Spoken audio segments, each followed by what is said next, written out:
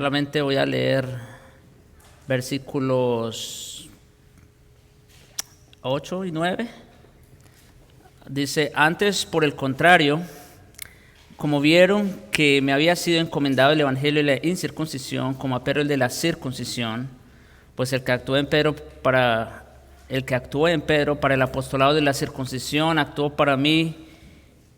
en mí para con los gentiles, y reconociendo la gracia que me había sido dada, Jacobo, Cefas y Juan, que eran considerados como columnas, nos dieron a mí y a Bernabé la diestra en señal de compañerismo, para que nosotros fuésemos a los gentiles y ellos a la circuncisión. El tema, hermanos, el día de hoy es: Pablo defiende su ministerio.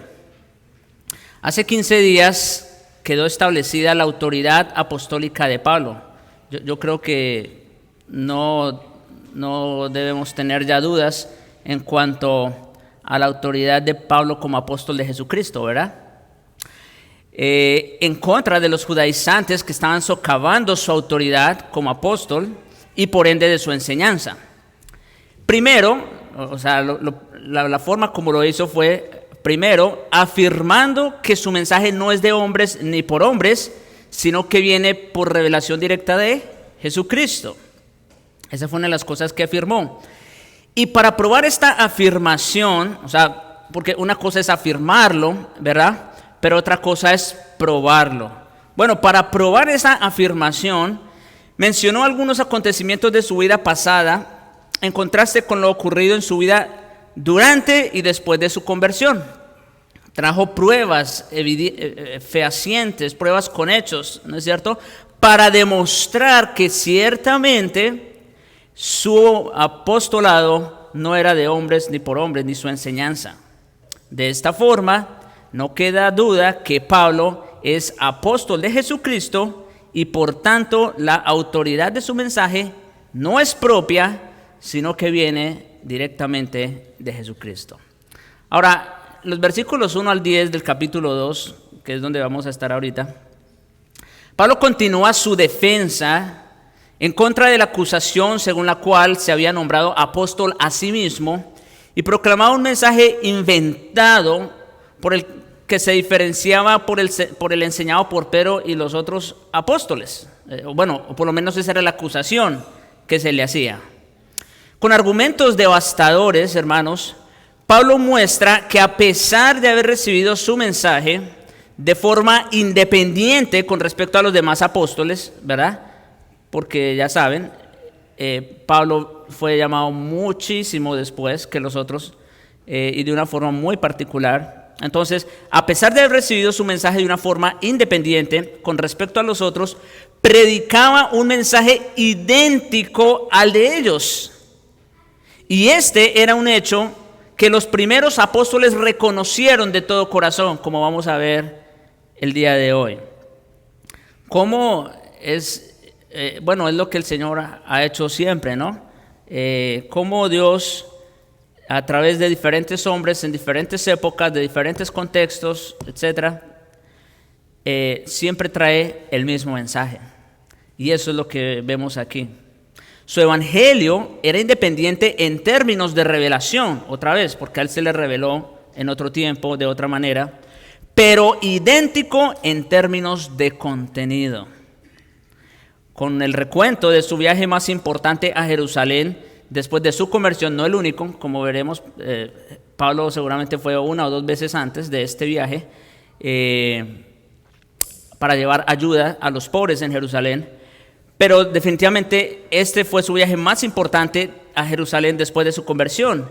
Y con ello Pablo mostró que su llegada, su acompañante, su comisión y su reconocimiento como apóstol hacían evidente su unidad con los otros 11 apóstoles, en una sola verdad y en un solo espíritu, haciéndolo uno con ellos. Eso es lo interesante, otra vez, aun cuando su llamado fue independiente, eran lo mismo. Entonces vamos a ver en primer lugar la llegada de Pablo, versículos 1 y 2. Dice: después, pasados 14 años, subí otra vez a Jerusalén con Bernabé, llevando también conmigo a Tito. Pero subí según una revelación, y para no correr o haber corrido en vano, expuse en privado a los que tenían cierta reputación el evangelio que predico entre los gentiles. Pablo, hermanos, ya había establecido que su contacto con los demás apóstoles fue casi nulo durante los primeros años después de su conversión. ¿No es cierto? Eso quedó claro la última vez. No vio a uno solo de ellos hasta 3 años después de su conversión. Y esto en una ocasión breve. Solamente por 2 semanas estuvo con Pedro en Jerusalén y conoció también a Jacobo, el medio hermano de Jesús. Eso está en los versículos 18 y 19 del capítulo 1.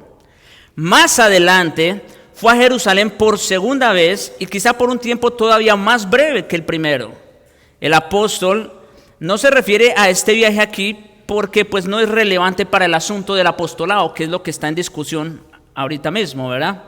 Entonces, por eso no hace mención de ello, pero seguramente él fue también, como digo, con una ayuda. Durante esa segunda visita breve, ayudó a Bernabé a colectar la ofrenda destinada para la iglesia de Jerusalén de parte de la iglesia de Antioquía, para el alivio de los creyentes en Judea que pasaban gran hambre. Entonces, pero después, como dice el texto, pasados 14 años, desde la primera visita, no sin contar la otra, pero desde la primera, cuando estuvo con Pedro y con Jacobo, pasados 14 años, el apóstol subió otra vez a Jerusalén. Durante los 17 años anteriores, o sea, estos 14 más los otros 3, antes de visitar a Pedro, durante esos 17 años había predicado el evangelio sin recibir instrucción humana, porque su mensaje le fue dado por revelación directa de Dios. Eso lo vimos la vez pasada también. Imagínense, hermanos, 17 años.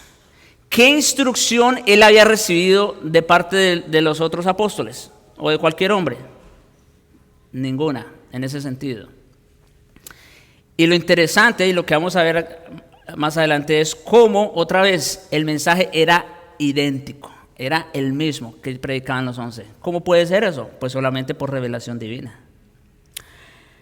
Pablo y Bernabé habían completado ya su primer viaje misionero, esto está en Hechos 13 y 14, y regresado a Antioquía para informar acerca de los milagros de conversión entre los gentiles por gracia mediante la fe. Los legalistas judíos en Judea se molestaron al escuchar el informe, oigan esto, en lugar de llenarse de gozo, de alegría, de que el evangelio estuviera expandiéndose, estuviera ¿verdad?, teniendo efecto en otras personas. ¿Qué hicieron estos legalistas judíos? Se molestaron al escuchar el informe y fueron a Antioquía para enseñar que un gentil tenía que convertirse en judío antes de hacerse cristiano. Imagínense. Eso, dicho sea de paso, eso es lo que hace una mente legalista, ¿no? En lugar de apoyar, en lugar de gozarse, al contrario, es una persona que por lo general siempre muestra oposición a la obra del Señor. Es probable que muchos eruditos, o como muchos creen, que este viaje, donde dice otra vez a Jerusalén, fue para el concilio que tenemos allá en Hechos capítulo 15, convocado precisamente para resolver el tema de la circuncisión. ¿Ve? Ese era el tema principal. Pues, según Hechos 15, aquellos judíos que venían de Judea y profesaban ser cristianos fueron a Antioquía, donde Pablo y Bernabé ejercían el ministerio y enseñaban, dice versículos 1 y 2, a los hermanos: si no os circuncidáis conforme al rito de Moisés, no podéis ser salvos. Eso era lo que enseñaban estos judaizantes. Como Pablo y Bernabé tuviesen una discusión y contienda no pequeña con ellos, se dispuso que subiesen Pablo y Bernabé a Jerusalén y algunos otros con ellos a los apóstoles y los ancianos para tratar esta cuestión. Así que, hermanos, el gran debate sobre la circuncisión tendría que resolverse en Jerusalén, en presencia de los demás apóstoles y ancianos de la iglesia principal. Además de ir con su querido amigo y compañero judío Bernabé, Pablo decidió llevar con él a Tito, un hijo espiritual del apóstol, su colaborador en el ministerio, como dice en Tito 1, 4 y 5, quien seguramente estaba en el grupo al que Lucas se refirió como algunos otros de ellos, en el relato de Hechos 15. Y Tito, hermanos, un gentil no circuncidado y producto del ministerio de Pablo que los judaizantes atacaban, era el acompañante perfecto para llevar al concilio. Y eso también lo vamos a ver en un momento, porque Pablo hace énfasis en su acompañante. Ahora, aunque Pablo pudo haber oscilado un poco entre aceptar o no ir al encargo en Jerusalén, una revelación directa de Dios confirmó su obligación de hacerlo. Pablo puntualiza que subí según ¿qué? Una revelación. O sea, pues como otras veces, seguramente Dios, por medio de alguna visión, algún sueño, le dejó saber que le era necesario que fuera a Jerusalén, precisamente para resolver esa cuestión. Es posible que el Espíritu Santo haya hablado también a los otros líderes de la iglesia, a otros líderes de la iglesia en Antioquía, al mismo tiempo que a Pablo, tal como lo hizo cuando Pablo y Bernabé fueron comisionados por los maestros y profetas para realizar su primer viaje misionero. O sea que, acuérdense, esa era la manera como Dios todavía en tiempo de los apóstoles también se manifestaba.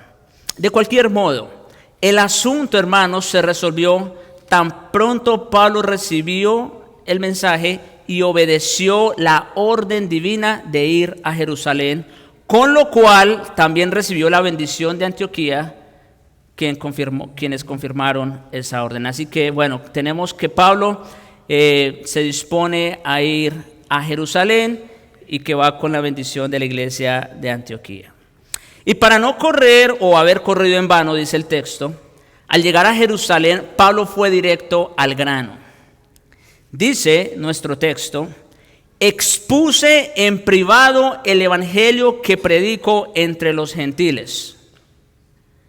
El evangelio, por supuesto, de salvación por la gracia soberana de Dios por medio de la fe penitente del hombre.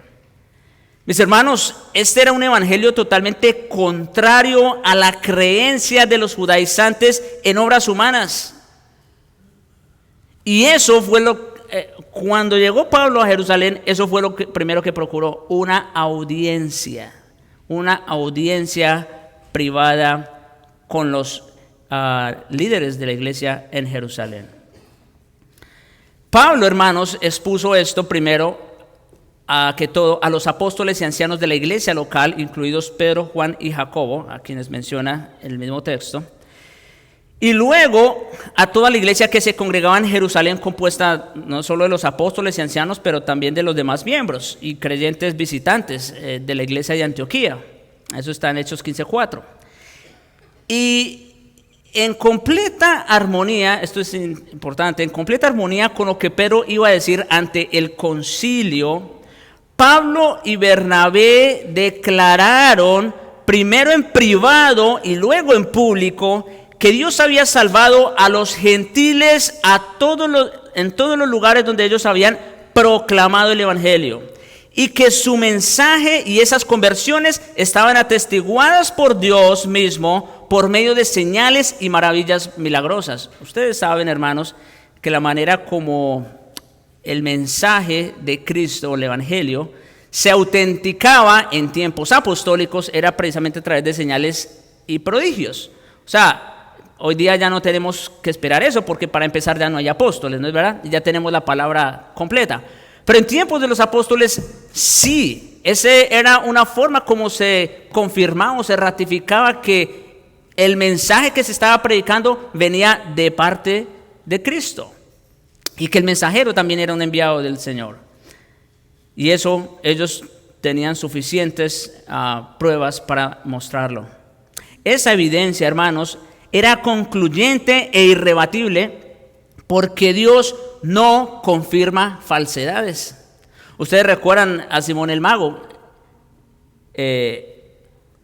no sé, quizá con toda su sabiduría y poder, etcétera, que tuviera, no podía hacer lo que los apóstoles hacían, de repartir el Espíritu Santo y todo esto, y por eso les ofreció dinero, ¿recuerdan? Bueno, hermano, esas son señales claras de que tanto el mensajero como el mensaje vienen de parte del cielo, vienen de parte de Cristo. Y esas señales se habían hecho evidentes en el apóstol Pablo. Cuando el Señor atestiguaba la predicación y la conversión con señales y maravillas, no había prueba mayor de que la predicación era conforme a la verdad divina y las conversiones eran por el poder de su Espíritu. Ahora, la referencia de Pablo a los apóstoles con quienes habló en privado, como los que tenían cierta reputación, reflejaba la actitud general de la iglesia hacia aquellos líderes iniciales del cristianismo. O sea, estos apóstoles pues obviamente eran reconocidos definitivamente, ¿verdad? Por ser los principales enviados del Señor Jesucristo. Ahora, la frase que les describe en el original se emplea con referencia a la autoridad e implica una posición honorable. Pero el hecho de que se refiera así a ellos en 4 ocasiones, en 8 versículos, en los que estamos ahorita, versículos 2 al 9, denota cierto toque sarcástico. Cuando se refiere a los apóstoles como los de cierta reputación, está usando un toque sarcástico. Sin embargo, el sarcasmo no está dirigido a los apóstoles, sino a los judaizantes que habían venido reclamando para sí la aprobación apostólica de sus perversiones legalistas del Evangelio. O sea, Pablo estaba usando la misma terminología de los judaizantes para referirse a los apóstoles. Eso es lo que está haciendo allí. Pablo no está siendo sarcástico con los apóstoles. No. Está haciéndolo por causa de los judaizantes. Aquellos, como dije, que venían reclamando para sí la aprobación apostólica. Más adelante van a decir que aquellos que vinieron de parte de Jacobo, ¿recuerdan? Vamos a ver si eso es verdad. En la carta, hermanos, enviada por el concilio a los judaizantes engañosos, quedaron descritos así, en Hechos 15:24. Algunos que han salido de nosotros, oiga cómo dice la carta, esta carta se redactó una vez se llegó a un acuerdo en el concilio. Entonces a Jacobo o Santiago se le ocurrió la grandiosa idea de redactar una carta donde quedara estipulado el acuerdo en el que habían llegado. Y bueno, entre todas esas cosas, mire lo que dice esa carta. Algunos que han salido de nosotros, a los cuales no dimos orden. O sea que aquellos que dijeron que venían de parte de Jacobo, ¿venían o no de parte de Jacobo? Ya está clara la respuesta. Los cuales no dimos orden, los cuales os han inquietado con palabras, perturbando vuestras almas. Así quedaron descritos los judaizantes en el concilio de Jerusalén. Mis hermanos, ciertamente esta llegada de Pablo a Jerusalén y en la forma en que lo hizo fue muy importante.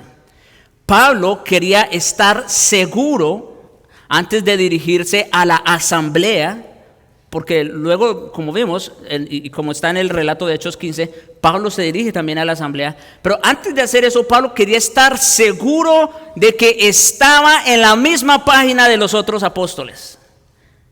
Y eso es muy importante, ¿no es cierto?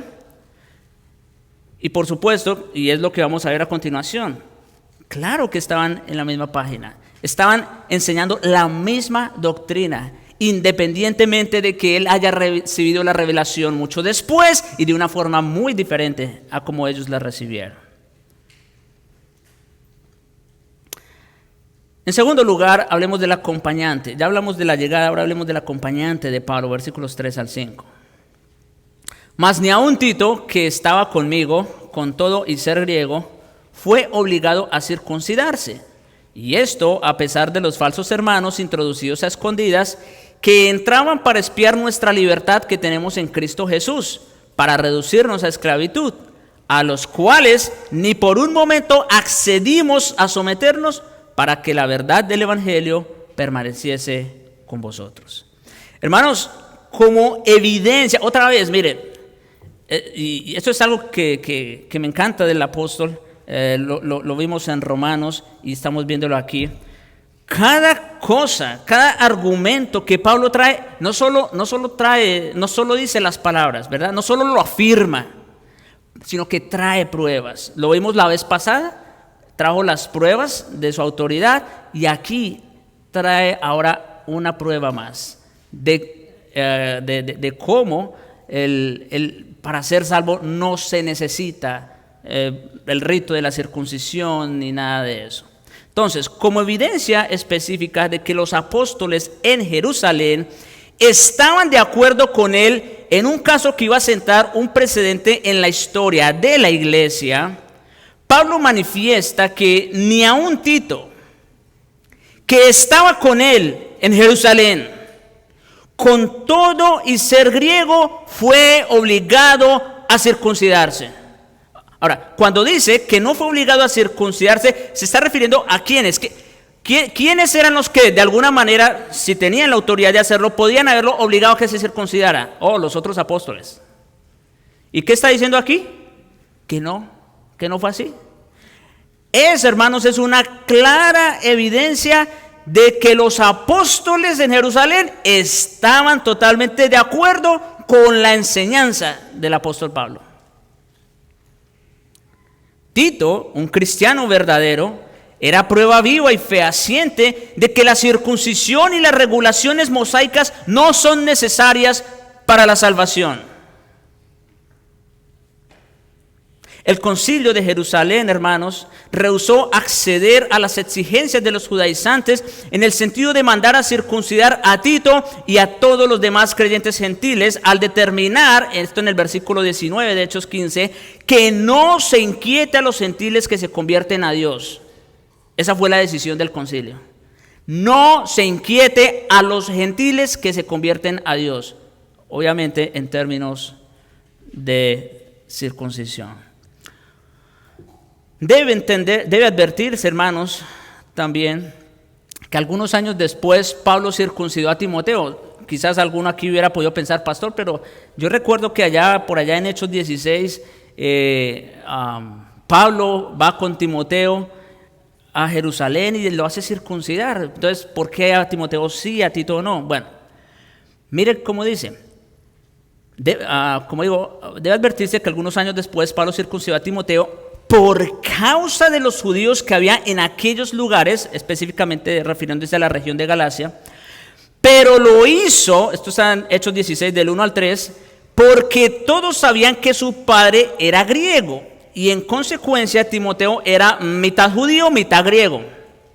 Noten, Tito era completamente griego, Timoteo era medio judío, medio griego. Ahora, no de esta forma, Pablo no hizo una concesión a los judaizantes al circuncidar a Timoteo.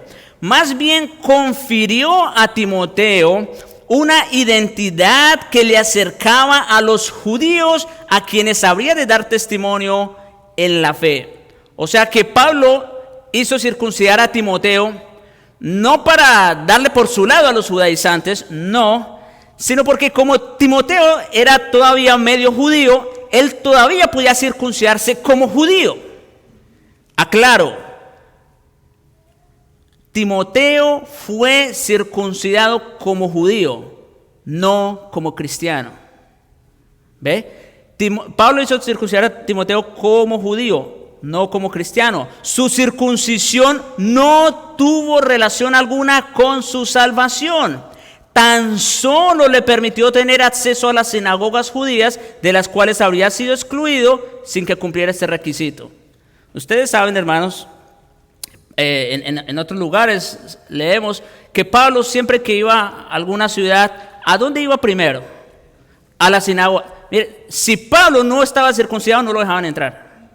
Igual Timoteo. Y Timoteo tenía ese derecho de entrar porque él todavía era judío, era medio judío. Así que, ¿pero qué le faltaba? Circuncidarse. Y Pablo lo hizo precisamente para eso, para conferirle a Timoteo esa autoridad o esa entrada a las sinagogas. Tito sí no podía entrar a las sinagogas definitivamente porque él no tenía nada de judío. ¿Ve? Entonces, por eso lo hizo con Timoteo. Por otro lado, Tito era gentil por completo y circuncidarle siendo creyente equivaldría a desacreditar el evangelio de la gracia y convertirle en un monumento de victoria para los judaizantes. Eso es diferente. Puede ser que Pablo llevó a Tito a Jerusalén con la intención de confundir a los falsos hermanos judaizantes que fueron introducidos a escondidas, como siempre, ¿no? La falsa religión se introduce muy sutilmente, es imperceptible muchas veces. Igual que estos falsos hermanos, a los cuales, según el apóstol, entraban para espiar nuestra libertad que tenemos en Cristo Jesús, para reducirnos a esclavitud. Otra vez, eso es lo que hace un legalista introducido en la verdadera iglesia. Él no está ahí para alimentarse, para nutrirse, para tener comunión con la iglesia.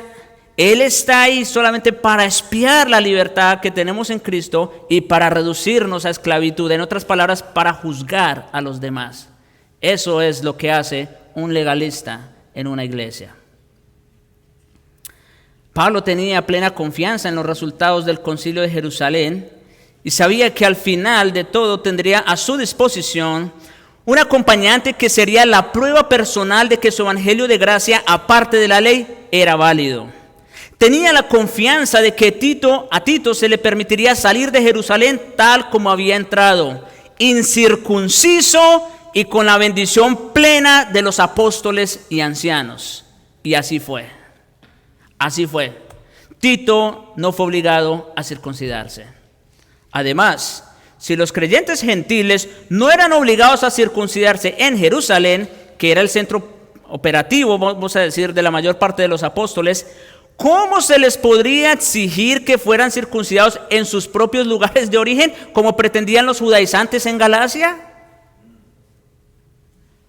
Por esa razón, Tito se convirtió en una prueba viviente en el sentido de que los judaizantes enseñaban un evangelio fraudulento que el resto de la iglesia y los apóstoles rechazaba de manera tajante.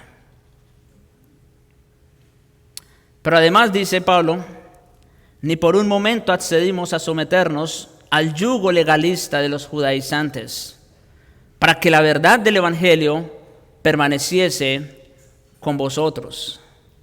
Los creyentes gálatas y todos los demás,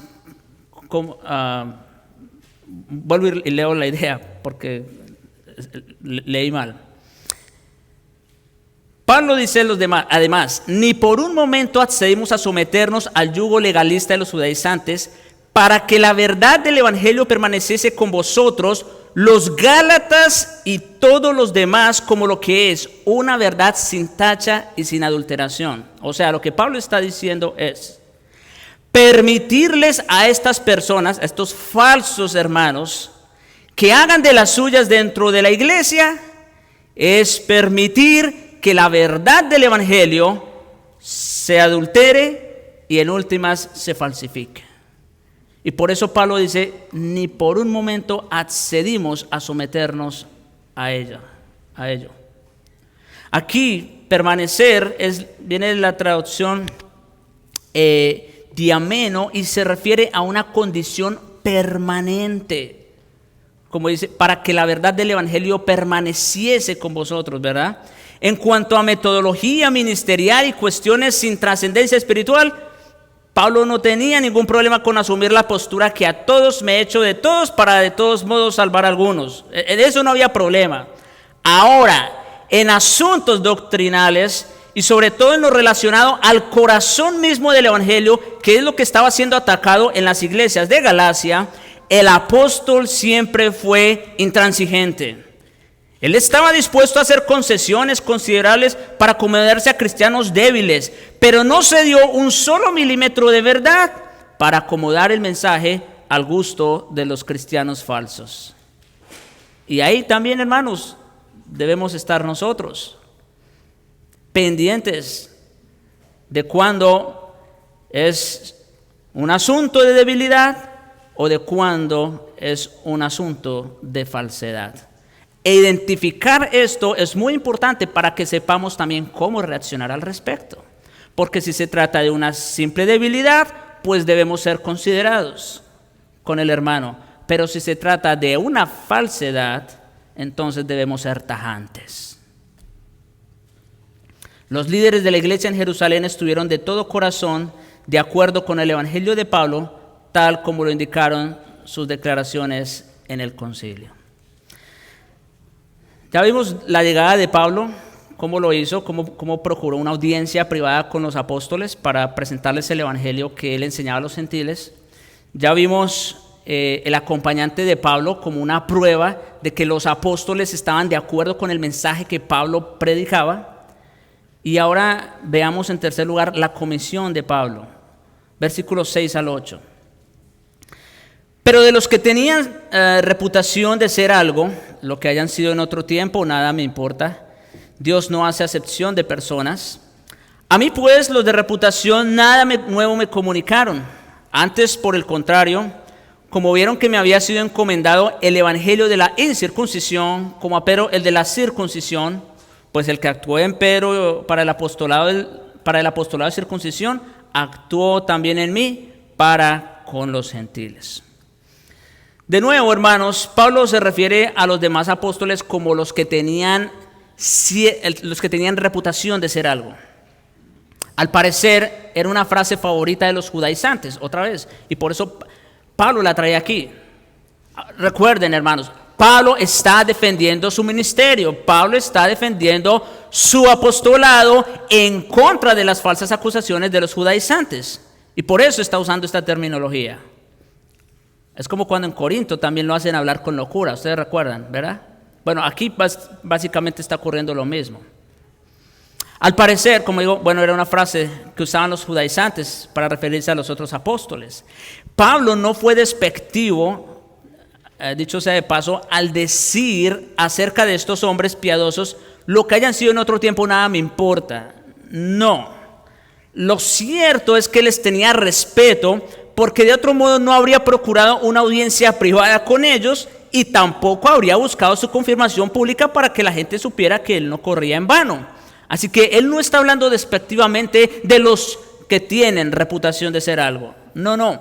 Más bien se defiende contra el menosprecio de los judaizantes, quienes le acusaban de no tener parte con el grupo de los apóstoles en Jerusalén o de ser un apóstol inferior. Ojo con esa palabra, porque hay muchos que aceptan el apostolado de Pablo, pero con un grado de inferioridad. No, designado por sí mismo y en consecuencia pues falso.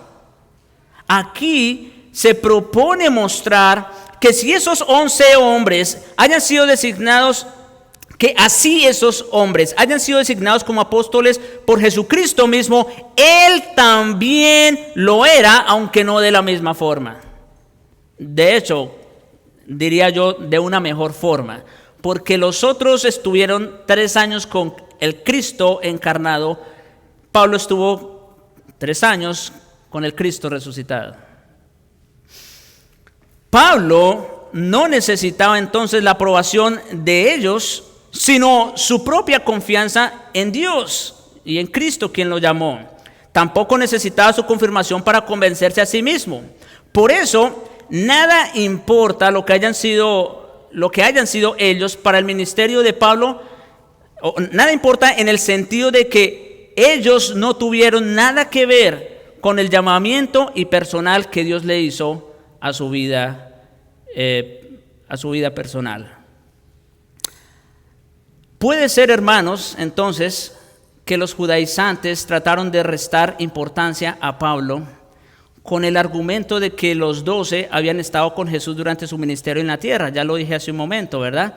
Y yo creo que, como siempre, hermanos, otra vez, la mente legalista, una mente cerrada, siempre se fija nomás en las apariencias, ¿no es cierto? Ellos decían, aquellos sí, porque ellos estuvieron con el Señor durante su ministerio en la tierra. Los 11 también eran líderes en la iglesia de Jerusalén, lo cual, como puede entenderse, era tenida en alta estima por los cristianos como una congregación que encabezaba a las otras. No obstante, Pablo prosigue y dice, que Dios no hace acepción de personas. Por eso Pablo utiliza esa frase aquí, así como Pedro lo aprendió precisamente con Cornelio, ¿recuerdan? Como para Cornelio era imposible creer que Dios también se le estaba revelando a los gentiles. Bueno, por eso tuvo la visión, tuvo todo lo que pasó, y por eso entonces fue a Cornelio. Bueno, eso es lo que está diciendo Pablo aquí. Que así como Pablo tampoco estuvo con el Señor Jesucristo durante su ministerio terrenal como los otros 11, sin embargo, en ese sentido, Dios no hizo acepción de personas, y de una manera también él fue llamado por el Señor Jesucristo mismo y le fue revelado el mismo evangelio que le había sido revelado a los otros apóstoles. Ahora, Pablo no era orgulloso ni jactancioso. Pablo no dice esto para enaltecerse a sí mismo, igual que lo hizo en Corinto, no. Tan solo enunció una verdad sencilla. Sabía que todo lo que era y poseía era por la gracia de Dios. Eso está en el versículo 9.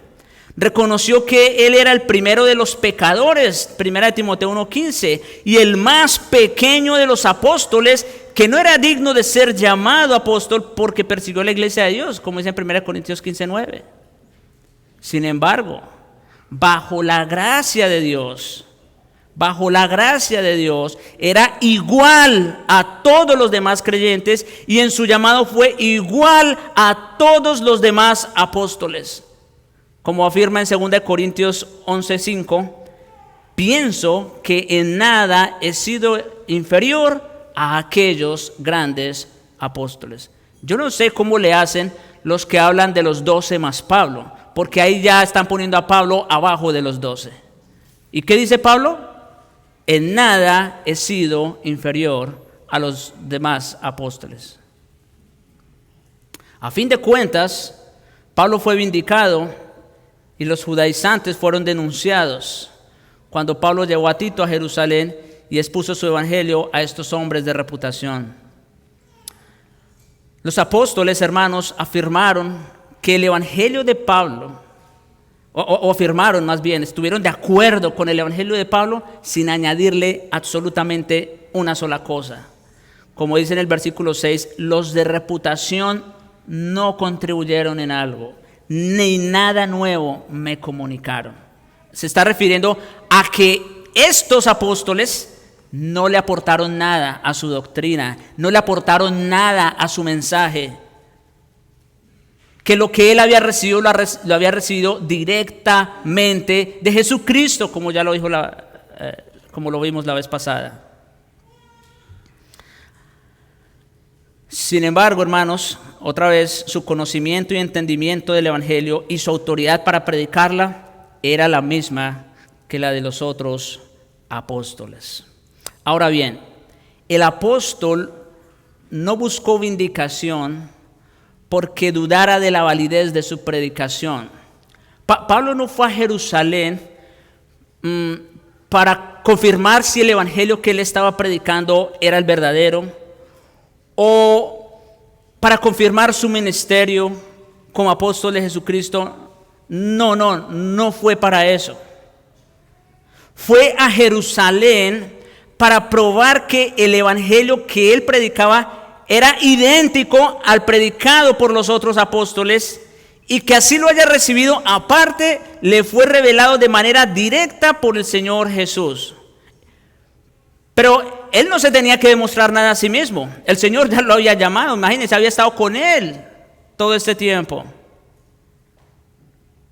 Pablo no fue para confirmar el carácter apostólico de su mensaje en beneficio propio, sino para que los creyentes en Galacia y en todas las otras iglesias le consideraran conforme a la verdad y no según los engaños y confusión que los judaizantes crearon en sus mentes. O sea, es muy fácil que si alguien entra a la iglesia y empieza a sembrar cizaña, en contra del liderazgo de la iglesia y empieza a hablar en contra de la enseñanza de la iglesia, es muy probable que poco a poco vaya ganando adeptos. Y es muy probable, y es más bien, es muy seguro, que esa iglesia, tarde que temprano, termine desmoronándose, termine dividiéndose. Ese es el efecto que provocan estos falsos hermanos. Por eso Pablo no tuvo reparos. Primero, en ir a Jerusalén para demostrarles a las otras iglesias que lo que él predicaba, que su ministerio, que su apostolado era el mismo de los otros. Y que su evangelio era el mismo que predicaban los otros 11. Antes, por el contrario, dice el texto, como vieron que a Pablo le había sido encomendado el evangelio de la incircuncisión, como a Pedro el de la circuncisión, los apóstoles en Jerusalén reconocieron que Dios le había encomendado predicar el evangelio verdadero independientemente de la audiencia. Eso es lo que estamos viendo aquí. ¿Por qué Pablo habla de que a ellos se les encomendó el evangelio de la incircuncisión y a Pedro el de la circuncisión? ¿Por qué habla en esos términos? ¿Porque eran dos tipos de evangelio? No, nada tiene que ver con el contenido del evangelio. Se está refiriendo más bien al tipo de audiencia al cual iban dirigidos. Obviamente, y eso lo vemos claro en el Nuevo Testamento, Pedro y los otros apóstoles fueron mucho más fuertes a los de la circuncisión. Y como estamos viendo en Hechos 10, Pedro también le habló a los de la incircuncisión, como en el caso de Cornelio. Y vemos igual en Pablo. El énfasis o el enfoque ministerial de Pablo estaba principalmente dirigido hacia ¿quiénes? A los de la incircuncisión. Sin embargo, cada vez que iba a alguna ciudad, primero iba a los de la circuncisión. Es por eso que Pablo está usando estos términos.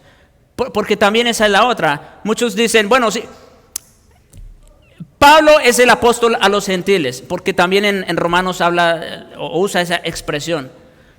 Pablo es el apóstol a los gentiles. Bueno, en el sentido de su enfoque ministerial, pero eso no lo hace en nada inferior a los otros. En nada. Con esa frase entonces se pone punto final a la refutación definitiva de la acusación de los judaizantes, según la cual Pablo predicaba un mensaje desviado. Y Pablo continúa esta explicación: pues el que actuó en Pedro para el apostolado de la circuncisión, actuó también en mí para con los gentiles. El Espíritu Santo, hermanos, que actuó o energizar, esa sería la mejor palabra, la mejor traducción del griego, energizar. El Espíritu Santo que actuó o energizó de forma efectiva y fructífera el dar poder a Pedro, también invistió de tal poder divino a Pablo. Y el Espíritu de Dios tiene un solo y un mismo evangelio. Imagínense, si no fuera así, entonces ahora sí estaríamos hablando de un evangelio diferente, pero ese no es el caso. Al regresar Pablo y quienes le acompañaban a Jerusalén varios años después, los hermanos le recibieron con gozo y tan pronto les contó una por una las cosas que Dios había hecho entre los gentiles por su ministerio, Jacobo y los demás apóstoles glorificaron a Dios.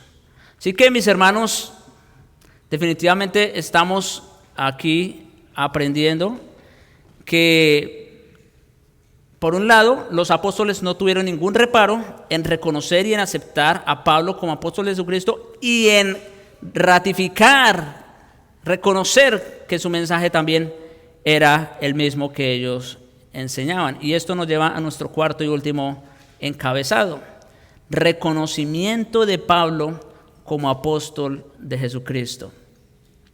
Versículos 9 y 10 de Gálatas 2. Y reconociendo la gracia que me había sido dada, Jacobo, Cefas y Juan, que eran considerados como columnas, nos dieron a mí y a Bernabé la diestra en señal de compañerismo, para que nosotros fuésemos a los gentiles y ellos a la circuncisión, Solamente nos pidieron que nos acordásemos de los pobres, lo cual procuré con diligencia hacer. Reconociendo la gracia que había sido dada a Pablo, los demás apóstoles y la iglesia en su conjunto, acuérdense, estamos en el contexto del concilio de Jerusalén, llegaron a la conclusión de que este hombre era un instrumento de Dios con plena bendición y comisión divina. No hubo reparos en aceptar eso. Solo la gracia de Dios, su bendición gratuita, soberana e inmerecida, podía explicar la propagación poderosa del Evangelio y la edificación firme de la iglesia que el Señor había logrado a través de este simple mortal. O sea, ¿cómo puede ser? Y como digo, Pablo no solo lo afirmó, no, lo demostró con hechos, ¿no es cierto? Las señales se hacían evidentes donde quiera que él llevaba el mensaje del Evangelio. Entonces, ellos no tuvieron otra vez ninguna dificultad en reconocer que la gracia de Dios estaba sobre este hombre que llevaba el Evangelio a otros lugares. Otra vez, Pablo se refiere también a la reputación de Jacobo, Cefas, Pedro y Juan, aquellos apóstoles que eran considerados como columnas, un término que usualmente se usaba para referirse a los grandes maestros espirituales. Como ya se mencionó, la referencia un tanto sarcástica no va dirigida hacia estos hombres, sino más bien en contra de los judaizantes, ¿verdad? Debido a que estos falsos maestros empleaban el término columnas para referirse a los 3 líderes eclesiásticos en Jerusalén, al fin de recalcar su función de establecer y sostener la iglesia, Pablo les avienta, por decirlo así, Pablo les avienta en su cara ese mismo término. Acuérdense, ellos decían, nosotros venimos de parte de Jacobo y de los hermanos allá. Y Pablo les está diciendo en su cara, pues esos mismos, esas columnas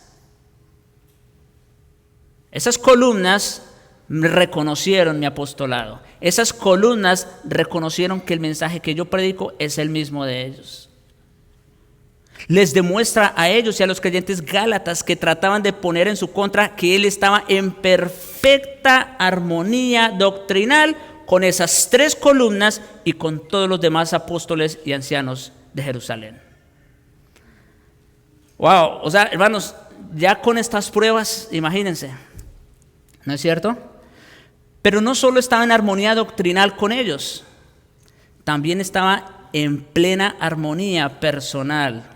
Dice el apóstol, nos dieron a mí y a Bernabé la diestra en señal de compañerismo. Esto, hermanos, confirma la falsedad otra vez. Parece que estoy repitiendo lo mismo, pero es lo que Pablo está haciendo, ¿ve? Pablo está trayendo uno y otro argumento para probar que su apostolado es verdadero y que su mensaje realmente es el mismo de los otros apóstoles.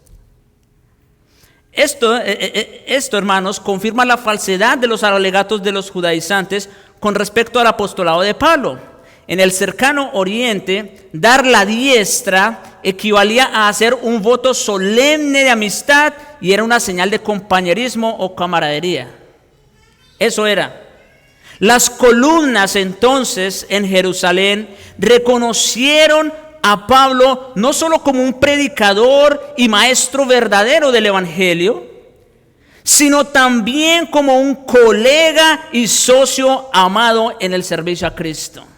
Estamos contigo, Pablo. Estamos navegando en la misma dirección, en otras palabras. Tenían campos diferentes de servicio, eso sí, porque Pablo llegó a lugares donde los otros no llegaron, y gracias a Dios por eso.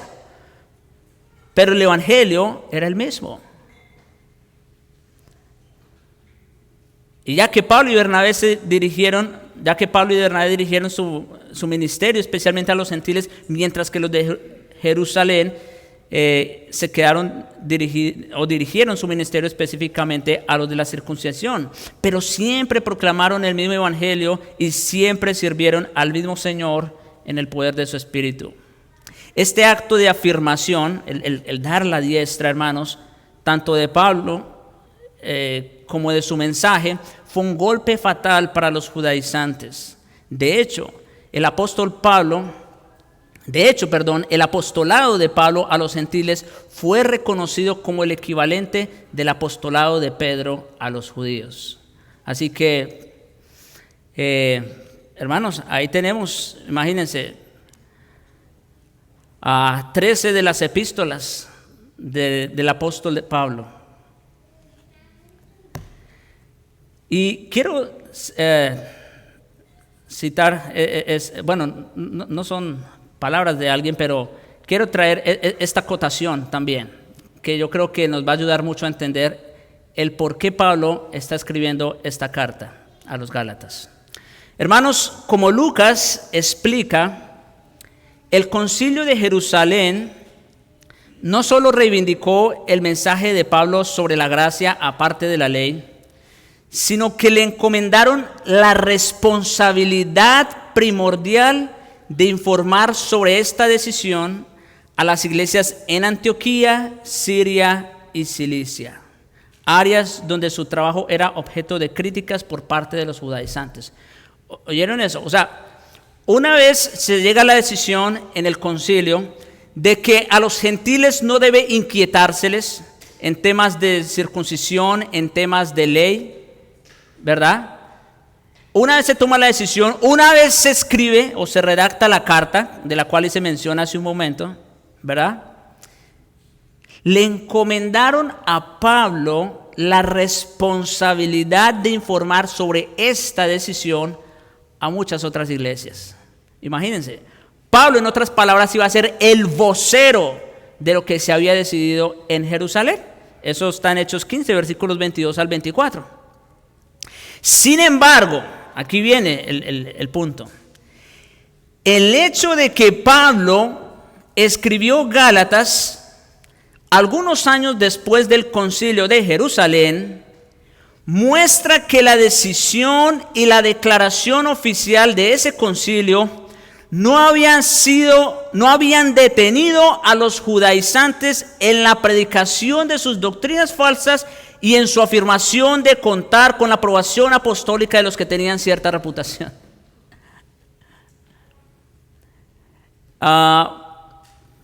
El concilio decidió algo. El concilio llegó a un acuerdo. El concilio redactó una carta para que quedara claro. Pablo fue uno de los voceros principales de llevar cuál era la decisión que se había tomado en Jerusalén. ¿Y saben qué? Como quiera, el problema persistió. Los judaizantes no dejaron de hacer de las suyas. No dejaron de propagar su veneno en las iglesias.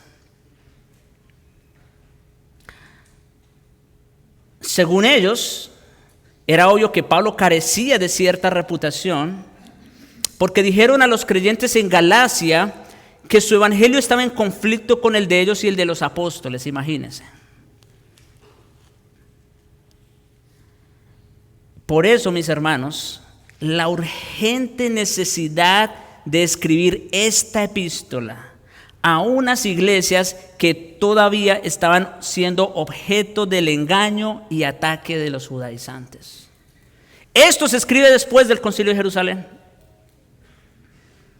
O sea que, bueno, sí, el Concilio de Jerusalén fue necesario, ¿verdad? Ahí quedó establecido que no era necesario circuncidarse, que no era necesario la ley en términos de salvación, eso quedó claro. Gracias a Dios por eso. Pero gracias a Dios que estos judaizantes siguieron inquietando a la iglesia. O sea, en un sentido. Porque si no fuera así no tendríamos la epístola a los Gálatas. ¿Y saben qué? ¿Por qué les digo esto? Porque 2000 años después de que se llevó a cabo ese concilio, siguen habiendo judaizantes en las iglesias. O sea, no solo fue 3 años después que ocurrió en las iglesias de Galacia. al sol de hoy siguen habiendo legalistas que se quieren introducir para espiar nuestra libertad que tenemos en Cristo y reducirnos a esclavitud, señalarnos, juzgarnos. Gracias a Dios por eso, gracias a Dios por Gálatas, por la epístola a los Gálatas. Y yo espero, hermanos, con la ayuda del Señor, conforme avancemos en esta serie expositiva, podamos, por un lado, ser enriquecidos con el verdadero evangelio, que es lo que Pablo va a hacer a continuación, exponer el evangelio de la justificación por la fe sola. Y que no solamente eso, pero que podamos también aprender a detectar a esos falsos hermanos y ser tajantes como lo fue Pablo. Yo sé, ¿saben? Les digo algo, esa es una de las cosas que más nos cuesta a los pastores. No detectarlos, porque se pueden detectar muchas veces, pero confrontarlos. Pero les digo algo, eso no es solo responsabilidad del liderazgo de la iglesia. Por eso se están exponiendo ustedes a esta serie, a esta enseñanza, para que ustedes también puedan tener los lentes que tuvo Pablo y detectar a esos falsos hermanos. Oh, mis hermanos, que el Señor nos ayude para poder detectar el error y cortarlo de raíz. Por último, ya con esto termino, el apóstol aclara que la única petición que se les hizo en Jerusalén a Pablo y Bernabé fue que nos acordásemos de los pobres.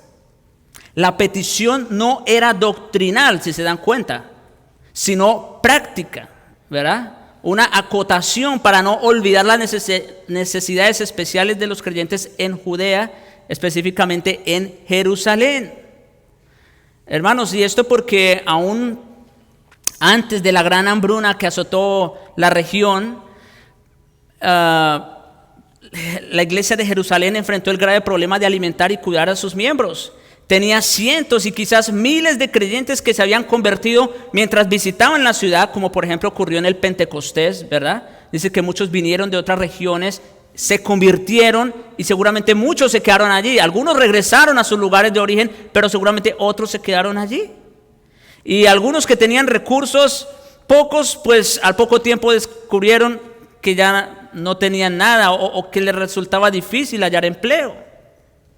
Incluso aquellos que tenían dinero y otras posesiones, con generosidad los repartían todos según la necesidad de cada uno. No obstante, estos recursos se agotaban con rapidez a medida que crecía el número de creyentes. Por lo tanto, durante muchos años la iglesia en Jerusalén tuvo grandes limitaciones económicas. Esto también, hermanos, fue providencial definitivamente.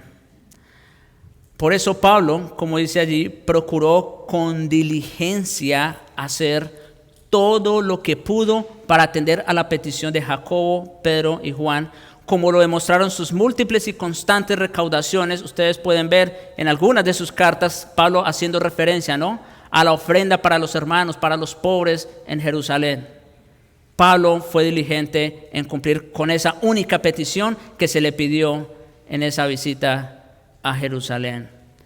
Y Pablo explica esto, creo que muy bien, en Romanos 15:27, cuando dice, hablándole precisamente a una iglesia gentil en Roma, dice: porque si los gentiles han sido hechos participantes de los bienes espirituales de los santos en Jerusalén, y dice esto porque, como dijo el Señor Jesucristo, la salvación viene ¿de dónde? De los judíos, ¿no es cierto? Y no solamente eso, sino que allí fue donde se inició todo este movimiento, ¿verdad?, del evangelio, el cristianismo. Entonces dice, si los gentiles han sido hechos participantes de los bienes espirituales, deben también ellos, los gentiles, ministrarles de los materiales. O sea que ahora los gentiles tenían la responsabilidad de ayudar o de servir a los santos en Jerusalén, ¿cómo? Ministrándoles los materiales. Y esa palabra ministrar es importante, hermanos, porque es la misma que se usa para ministrar en un servicio público o en un culto de creyentes. Así que, bueno, mis hermanos, esto es lo que tenemos aquí. Que el Señor nos ayude, como les decía, para que podamos mantenernos fuertes en la doctrina, para que podamos ser capaces de detectar el error, de detectar a los falsos hermanos, y también como una aplicación para que, así como los apóstoles le pidieron que se acordara de los pobres en Jerusalén, nosotros también podamos tener presente a nuestros hermanos en necesidad. Oremos.